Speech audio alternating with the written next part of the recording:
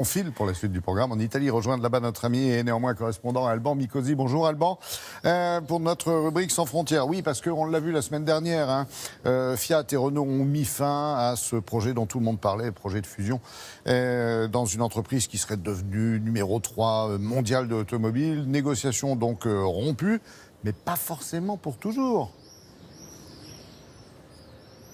Oui, on est un peu dans la commedia dell'arte, si je peux me permettre, parce qu'effectivement, c'était des négociations qui avaient débuté il y a 18 mois, qui ont été rompues en pleine nuit.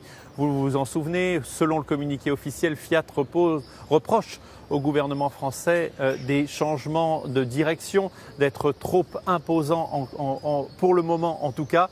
Le gouvernement français est en pleine négociation avec la direction de Renault, avec le partenaire Nissan, et on peut vous dire ce matin que le projet n'est pas définitivement enterré et qu'il est possible qu'il y ait des rebondissements dans cette affaire. Alors Fiat, c'est le géant de l'automobile italien, surtout connu pour un exemplaire de voiture qui a 62 ans aujourd'hui, la fameuse Fiat 500. Vous savez, elle mesure 1,30 m, elle n'est pas plus haute que ça, elle fait 3 mètres de long, mais c'est le grand succès de Fiat. 6 millions d'exemplaires circulent encore aujourd'hui, c'est une voiture qui a 62 ans et parfois le garagiste est une femme.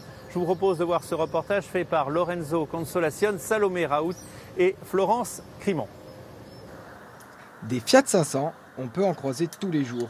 Mais celle de Giovanna Parascandolo est particulière. S'il y a un problème, elle l'emmène naturellement au garage, à une différence près, c'est elle la mécanicienne. Depuis 2 ans, la jeune femme restaure des épaves. Pour celle-ci, elle a mis presque 1 an.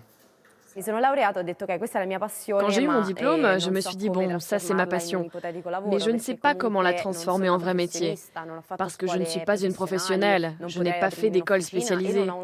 Je n'avais pas les moyens d'ouvrir un garage et je n'ai pas de garagiste dans ma famille. Donc j'ai commencé à réaliser des vidéos pour aider un maximum de gens et pour produire quelque chose de concret. Sur sa chaîne YouTube, la jeune Romaine est déjà suivie par près de 14 000 passionnés de mécanique. Ciao a tutti ragazzi e bentornati nella mia officina. Pendant ses études d'architecture, elle enchaîne les petits boulots pour pouvoir financer l'achat des pièces et des outils. Sièges, portières, moteurs, tout y passe. Pour l'heure, elle travaille sur un modèle de 1968. Pour nous, les Italiens, la Fiat 500, c'est comme une idole. C'est le symbole d'une époque, du boom économique. C'est la voiture qui a motorisé l'Italie. Et même les ouvriers qui la fabriquaient pouvaient se l'acheter, car cela correspondait à 12 mois de salaire. Pour rien au monde, Giovanna ne vendrait sa première Fiat. En revanche, elle aimerait commencer à gagner sa vie avec la vente des prochaines voitures. La jeune femme de 23 ans souhaiterait mêler ses compétences d'architecte et sa passion pour les autos d'époque. Son rêve, ouvrir un musée de voitures anciennes, où la Fiat 500 aurait une place d'honneur. Un musée alors que la Fiat 500, Alban, se vend toujours très bien en plus. Et c'est ça le paradoxe, il y a les Fiat 500 d'origine, comme celle que vous avez vue dans le reportage, qui date donc de 62 ans maintenant. Et puis, il y a la nouvelle collection de Fiat 500 parce que Fiat a finalement relooké ses voitures, mais profondément, ce sont les mêmes. Et c'est ça qui est intéressant, c'est ce côté un peu rétro de cette voiture qui est vraiment la voiture du peuple. Alors on dit, vous savez, de Volkswagen, la voiture du peuple, ou Ford. Vous savez, le dirigeant de Ford avait voulu au départ, Henry Ford, que la voiture soit accessible aux ouvriers. C'est la même logique qu'a voulu Fiat. 1 an de salaire seulement d'ouvrier, vous vous offriez la voiture. Voilà pourquoi elle est toujours très très chère au cœur des Italiens.